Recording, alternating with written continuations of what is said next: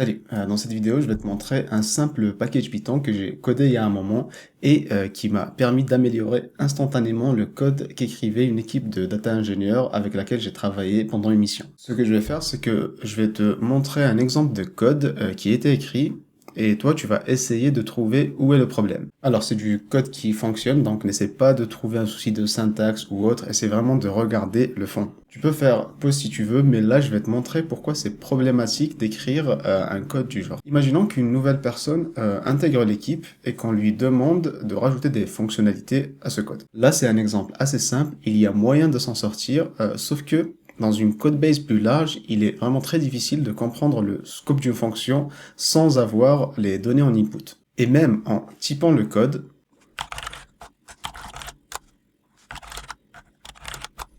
ça nous dit juste qu'il y a un dataframe en entrée et un dataframe en sortie. Ça nous avance pas plus. On n'a aucune idée de ce qu'il y a vraiment dans ce dataframe. On est obligé de soit lancer le code, ou bien de débugger pour voir ce que nous renvoient vraiment les fonctions. Ou bien on peut aussi remonter à la source. Ici par exemple c'est un fichier CSV. On peut voir toute la donnée. On peut aussi imaginer que c'est une base de données et qu'il faille demander les droits d'accès. Donc ça nous fera perdre encore du temps. L'idéal serait de pouvoir modéliser nos data frames comme on le ferait avec des classes de manière standard. Sauf que Panda ne permet pas actuellement de faire ça. C'est pour ça que j'ai codé ce package qui s'appelle Panorama et qui fait exactement ça. Donc là, je vais te présenter ce que peut faire ce package, puis on va l'utiliser pour améliorer le code de tout à l'heure, et enfin, on va regarder vraiment à l'intérieur du package comment c'est fait. C'est vraiment très léger, c'est juste 50 lignes de code, mais reste bien jusqu'à la fin car il y a vraiment des trucs très intéressants dedans. Comme d'habitude, ce package peut être installé via Pip ou Poetry, mais bon, si tu regardes la chaîne, je pense que tu es déjà habitué à ça. Ici, on a un exemple de comment on peut faire pour créer des modèles de données. Ça ressemble beaucoup à Pydantic, si tu connais, ou même au data class. Il faut hériter de l'objet dataframe présent dans le module frames du package.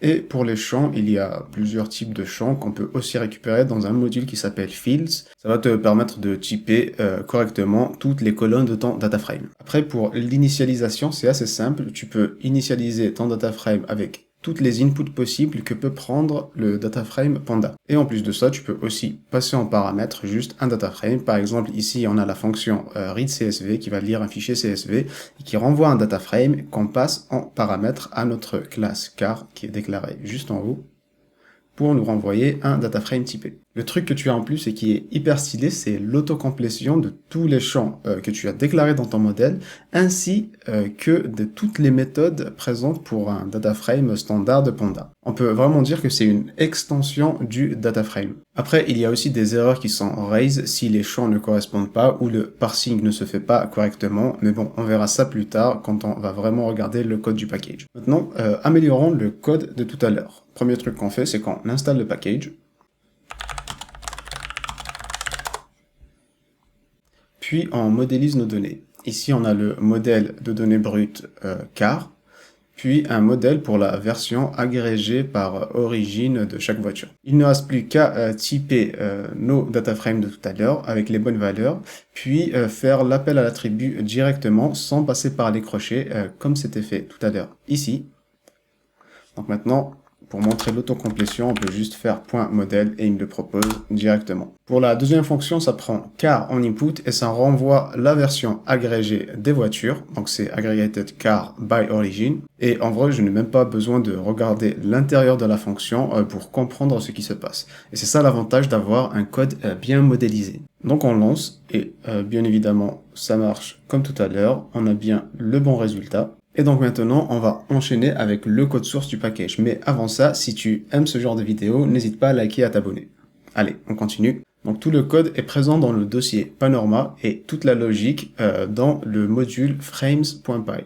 On a ici une classe dataframe qui hérite directement du dataframe de Panda et c'est ce qui permet d'avoir à la fois l'autocomplétion pour les champs ainsi que toutes les propriétés d'un dataframe standard. Après, il y a un truc assez bizarre que je fais qui est que je renomme en dur le nom de la classe en dataframe. Alors pourquoi je fais ça? C'est parce que quand on utilise PyCharm, pour avoir accès à la vue scientifique que je te montre ici, il faut obligatoirement que l'objet ait le nom de classe qui s'appelle dataframe.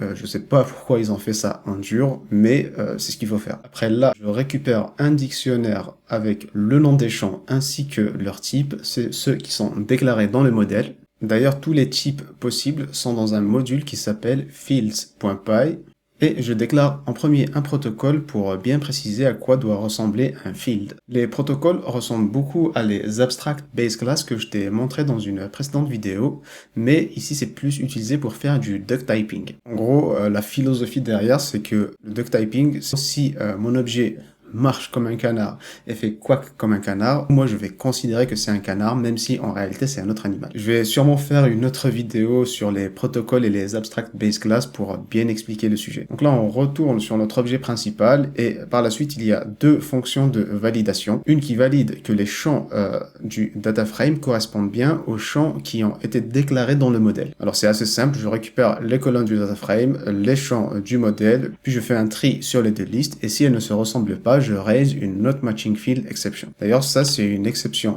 custom qui est déclarée dans exception.py, toujours dans le même package. Et il y a aussi parse error exception qu'on verra plus tard dans une autre fonction. Après, pour la validation du data type, c'est pareil, je vérifie tous les champs un par un, puis si le champ a déjà le bon type, eh ben, on continue, on fait rien, sinon on essaye de le parser, et si ça ne marche pas, on raise une exception. Comme tu vois, il n'y a vraiment pas grand chose dans le package, mais ça permet de vraiment améliorer le code qu'on écrit.